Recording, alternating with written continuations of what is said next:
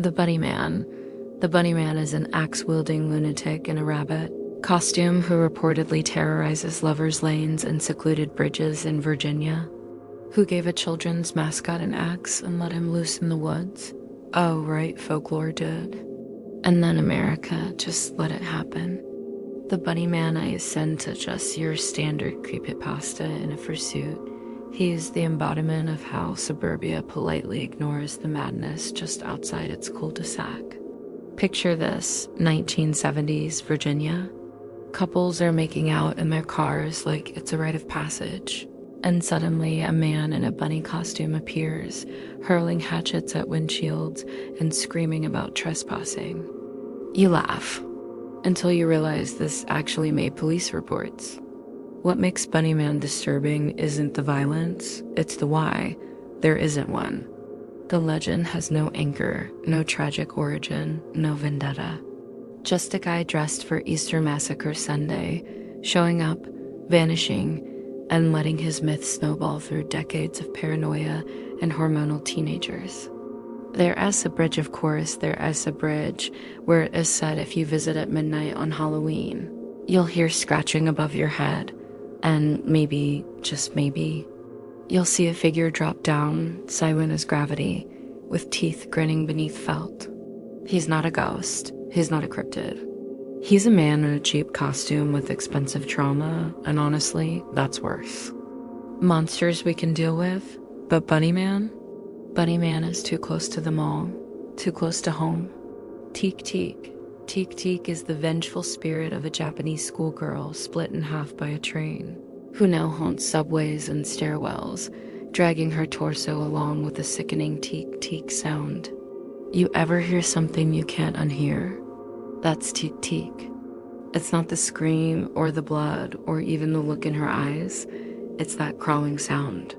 The scraping echo of someone who should not be moving but is. Let me just say, Japan doesn't do gentle ghosts, Western phantoms, they knock over books, maybe flicker some lights. Teek Teek, she crawls across station tiles like a demonic Roomba, cut in half, trailing shredded organs and malice, asking you why you get to walk when she no longer can. The origin story changes. Some say she was pushed, some say she tripped. Others say it doesn't matter because rage doesn't care about fairness. It only needs momentum. And Teek Teek has a lot of momentum.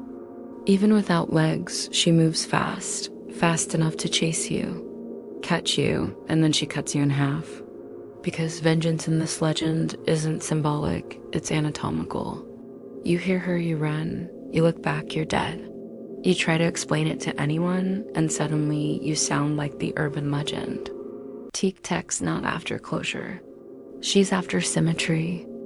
The black-eyed children? Black-eyed children are pale, emotionless kids who knock on doors at night, asking to be let in. But something about them feels wrong. Listen, I don't open the door for Jehovah's Witnesses, Girl Scouts, or DoorDash after dark. But if it's a child, just a quiet little kid alone, cold, asking to use the phone, you hesitate, and that's when they win. These aren't kids. These are cosmic mistakes wearing kid-skin suits, and their eyes pitch black, like someone deleted the pupils in Photoshop, are the universe's way of saying, you are prey.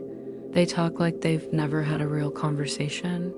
They stutter through human words like they're reading off a script someone wrote for them. Please, we must come inside. Must. Letting them in is the last choice you'll ever make. No one agrees on what happens next. Some say death, others say abduction, a few say you just wake up weird, like your soul's been replaced with damp static, but everyone agrees you regret it.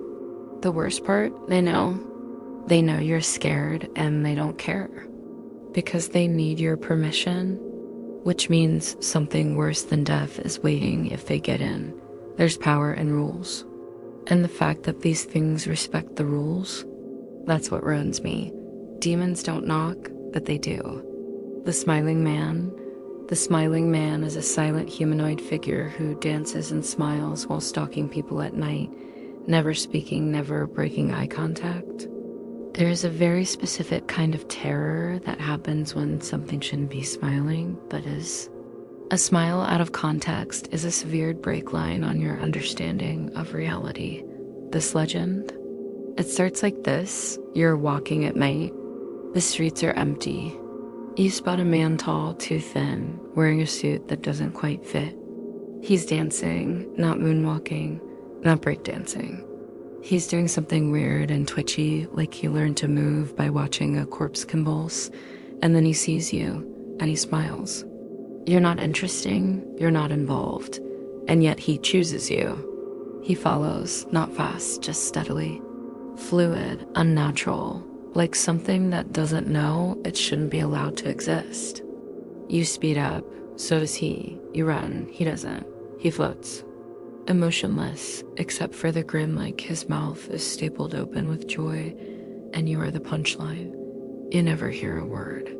No threat, no explanation. Because the scariest villains don't want to kill you. They want to experience you. Up close, while smiling. We fear murderers, monsters, ghosts. But a man who stalks with joy in his eyes and no intent but presence, that's what haunts, that's what stays. Because how do you fight something that's just enjoying the walk? The rake. The rake is a humanoid creature with pale skin, long claws, and hollow eyes, said to stalk people at night, watching them sleep before tearing them apart. This thing is malice in meat form. No elegance, no riddles. No haunted lullaby playing in the background. Just pure, unrelenting presence in your bedroom at 317 mm, breathing like it's just remembered how lungs work. The rake doesn't knock. It doesn't creep. It's already there. And it's not just staring, it's studying. Like you're a crossword puzzle it hasn't solved yet. Some say it perches at the foot of your bed like a cat. But cats don't cry while they look at you. The rake does. It sobs. Until it doesn't. Until it lunges and rips open your reality like it's peeling a fruit. You'd think something that evil would scream, snarl, roar, nope. It whispers. Or worse, it says nothing. You hear it because silence becomes too heavy, like the air around it forgot to move. And when it kills, there's no pattern, no reason. Some it just vanishes from, others it removes, body, soul, story. The survivors, and there are only a few, describe it like trauma with limbs. Something that doesn't just ruin your night, it colonizes your mind and refuses to leave. Oh, and those who write about the rake, they don't tend to stay healthy. There's a rumor that it likes attention, and once you really know it, it starts to know you back. Kachusei Onna. Kachusei Onna is the slit-mouthed woman of Japanese urban legend who asks if she's beautiful, and if you answer wrong, she make you look just like her. There are cursed questions in life. Are you seeing anyone? What are your long-term goals? Do you think I'm pretty?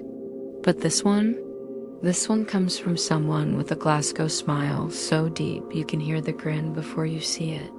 She wears a surgical mask because she's polite, and stops you on the street at night. Innocent voice. Am I pretty? Now don't get clever. Don't think you can logic your way out. If you say no, she kills you. Say yes. She removes the mask, reveals the Joker face, and asks again.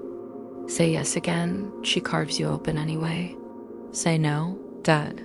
Stay silent. Good luck outrunning a spirit powered by generational misogyny and emotional instability. She's not a ghost. She's a weaponized insecurity. A beauty standard turned into a scissor-wielding moral quiz. Some legends say you can throw her off with confusing answers. You're average. You're okay. You look like someone I used to know, but even then she still stares. Because Kachusei Onna isn't hunting for flattery. She's hunting for proof that beauty can't save her from being feared. That we all fear what we've disfigured, whether it's a face or a soul. And she will not stop until you understand that superficial kindness is just another form of cruelty. Dear David. Dear David is an alleged ghost of a dead boy with a crushed head. who began haunting a New York artist and whose rules for communication are strict, specific, and sinister. You ever tweet a ghost story so hard it makes the entire internet feel cursed? That is what Adam Ellis did in 2017. A former BuzzFeed illustrator casually began documenting the slow-motion emotional collapse that came from living with a dead child who apparently read the user. Us manual to haunting you cover to cover. The kid's name, David. His head, lopsided like a dropped watermelon. His vibe, sleep paralysis in boy form. He doesn't speak unless spoken to. You can only ask 2 questions. And this is the important part. You can never ask a third. Of course, someone does. Someone always does. And then reality starts to warp. Cats begin acting like terrified security guards. Dreams blur into daylight. Shadows grow personality. And David? He stops waiting. He starts showing up. What makes Dear David so messed up isn't the ghost, it's the delivery. Tweets, texts, photographs you wish were blurry that aren't. You're not reading a story, you're watching a descent. In real time, people begged him to stop. He didn't. They told him to burn sage. He tried. They said maybe move. But this wasn't a haunted house. It was a haunted feed. You scroll, you consume. You believe just enough to feel that weird static in your chest. Because even if it was fake, it wasn't harmless. David didn't need to be real. He only needed to be believable. And honestly, that's worse. Because now we've learned, if ghosts aren't born, they can still be posted into existence. The elevator game. The elevator game is a ritual legend where players use a specific sequence of elevator floors to access another dimension, a shadow realm with one very not human woman inside. Yes, the DIY portal to hell, brought to you by elevators. As if we did not already have enough existential dread while trapped in a moving coffin that plays smooth jazz. Here's the gist. You enter a building with at least 10 floors. Get into an empty elevator and press buttons in a particular order, like you re-inputting a cheat code to glitch out of this reality. At some point, a woman might enter. You're not supposed to look at her. You're not supposed to speak to her. You're not supposed to acknowledge that she is breathing down your neck like she forgot how skin works. If you do everything right, the elevator takes you to a realm that looks like Earth, but darker, emptier, wrong. Electronics don't work. The air feels poisoned. You're alone, except maybe you're not. This game is a perfect storm of our neuroses. Elevators equals isolation. Rules equals temptation. Alternate dimensions equals metaphorical escapism for people who've overused Tumblr. And the woman? She's the real horror. Not a demon, not a ghost. Just presence, cold, watching, waiting. What happens if you talk to her? No one agrees. Some say she kills you. Some say she keeps you. Others say she replaces you, and the one who returns isn't you anymore. Either way, your world doesn't feel the same when the doors open again. Maybe you're back. Maybe you're not. But hey, you played the game, and you only had one rule. Don't look at her. So, why did you?